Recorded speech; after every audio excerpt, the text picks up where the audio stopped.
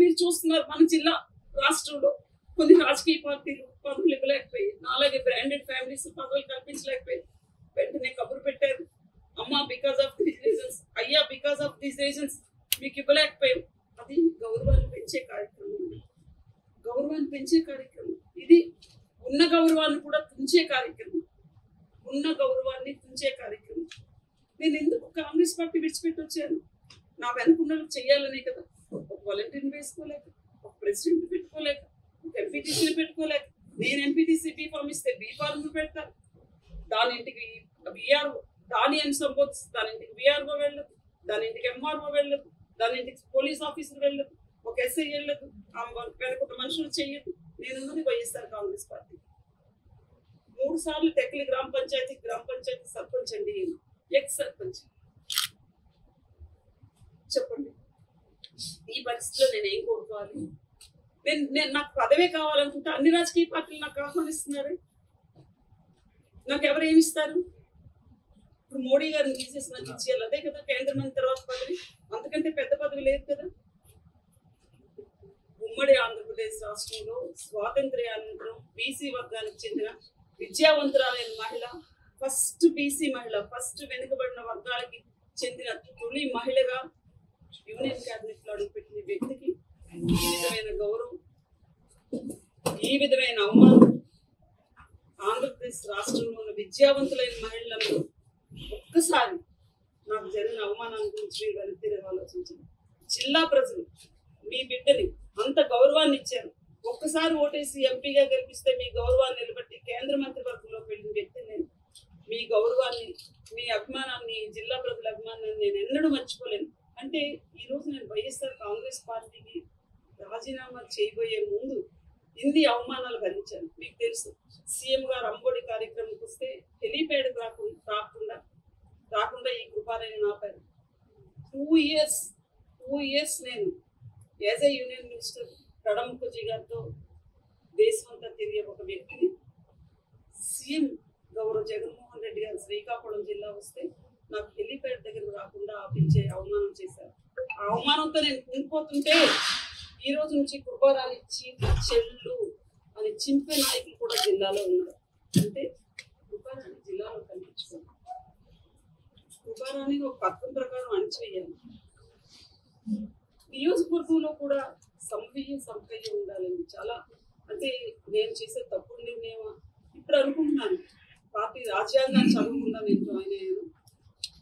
Party రాజ్యాంగంలో ఈ విధంగా ఉంది, వైఎస్ఆర్ కాంగ్రెస్ పార్టీ రాజ్యాంగం ఈ విధంగా రాశారేమో, దానికి నేను అనర్హురాలను అయ్యాను.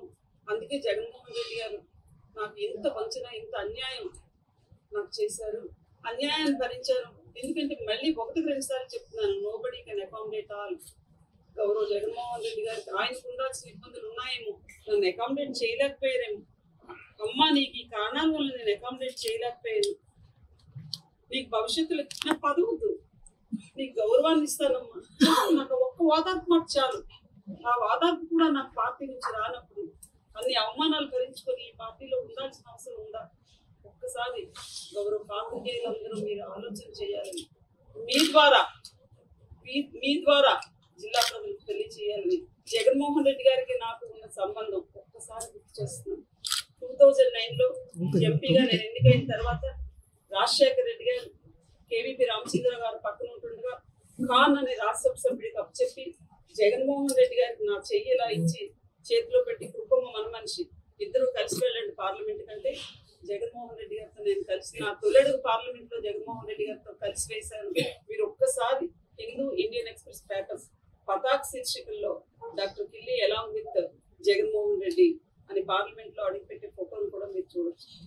తర్వాత వాదార్పు యాత్ర, జగన్మోహన్ రెడ్డి గారు నేను ఎంపీగా ఉన్నప్పుడు ఈ జిల్లా వాదార్పు యాత్ర వచ్చినప్పుడు నా భర్త డాక్టర్ రామ్మోహన్ రావు గారు నాడున్న రోసయ్య గారిని కాంగ్రెస్ పార్టీని వ్యతిరేకించి ఏఐసిసి ఇన్స్ట్రక్షన్స్ ఎవరు వెళ్ళొద్దు అంటే వ్యతిరేకించి వెస్ట్ గోదావరి నుంచి ఇచ్చాపురం వరకు వారితో కలిసి అడుగులేసి అన్నా నేను ఉన్నాను అంటే, అన్నా నువ్వు నాకు తమ్ముడు అని పిలువ అని అక్కడ హెచ్చరిల దగ్గర వాదార్పు యాత్ర అయిపోయేటప్పుడు సెండ్ ఆఫ్ ఇస్తూ రామ్మోహన్ రావు గారిని హక్ చేసుకుని నాకు అన్నయ్య లేరు, నువ్వు నాకు అన్నయ్య లాంటి. సో ఏ సందర్భంలో కూడా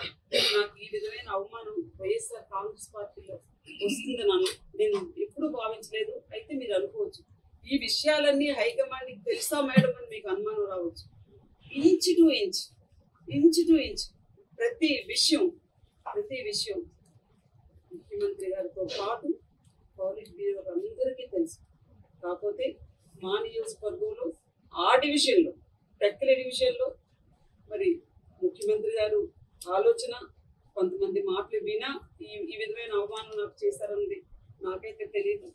అందుచేత ఈ అవమానాలు భరించి ఉండడం కంటే నాకు ఎక్కడ గౌరవం ఉంటే అక్కడ నేను ఉంటాను అని ఒక ఆలోచనతో ఈ రెసిగ్నేషన్ వైఎస్ఆర్ కాంగ్రెస్ పార్టీకి గౌరవ ముఖ్యమంత్రి జగన్మోహన్ రెడ్డి గారికి తో పాటు నేను కూడా వైఎస్ఆర్ కాంగ్రెస్ పార్టీ మిత్రులందరికీ హృదయపూర్వకంగా తెలియజేసుకుంటూ మీ అభిమానం, మీ ఆదరణ, కృపారాణి అన్ని స్థాయిల్లో చూశారు.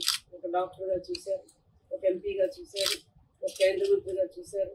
ఆమె వ్యక్తిత్వం తెలుసు, ఆమె నడవడి తెలుసు, ఆమె ప్రవర్తన తెలుసు, ఆమె జీవన విధానం కూడా ఏ విధంగా ఉంటుందో ఈ జిల్లా ప్రజలందరికీ తెలుసు.